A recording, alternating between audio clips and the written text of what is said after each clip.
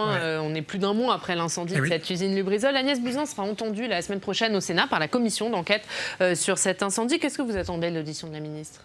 D'abord, qu'il y ait enfin une reconnaissance de ce qui a été subi par les habitants de notre métropole de Rouen. Parce que depuis le début, on a assisté à une forme d'humiliation par rapport à ces populations. On leur a dit mais non, c'était un incendie, c'était pas très grave et tout ça. Et au fur et à mesure, chaque jour qui passe, chaque semaine qui passe montre que c'est bien une catastrophe industrielle à laquelle nous avons eu affaire.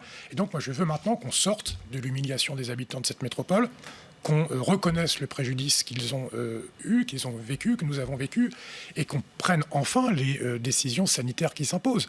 Aujourd'hui, songez que le suivi sanitaire qui est envisagé, ça sera un questionnaire qui va être rempli maintenant et pendant 3 mois, pour éventuellement, à l'issue de ces 3 mois, faire des prises de sang, des analyses d'urine, etc., etc. Vous soupçonnez quelque chose sur le plan sanitaire ? Non, Ah bah oui.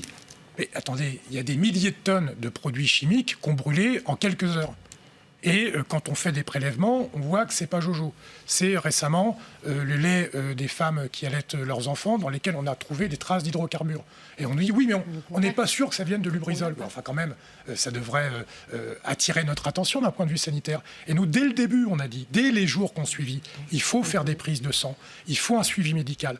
Là, l'agence de santé, elle a dit que les seuls qu'on suivrait, c'est ceux qui se sont présentés en urgence. Les jours qu'on suivit, on a dit aux populations rouennaises, n'allez pas encombrer les urgences. Qu'est-ce qu'ils ont fait ? Ils ont été voir leur médecin généraliste. Les gens qui ont été consulter leur médecin généraliste parce qu'ils se sentaient mal n'ont pas été inclus dans le repérage des personnes qui ont pu être exposées. Donc en fait, tout ça a été fait en dépit du bon sens. La seule chose que je retiens moi, c'est le courage des pompiers d'ailleurs qu'on a exposés sans protection lors de leur intervention. Et depuis, on a l'impression qu'on se rejette de la patate chaude. Et enfin voilà, les habitants de cette agglomération ne sont pas des cobayes. Il faut les considérer. Et là, tout ce qu'il y a à faire maintenant, c'est prendre en charge sérieusement la question sanitaire.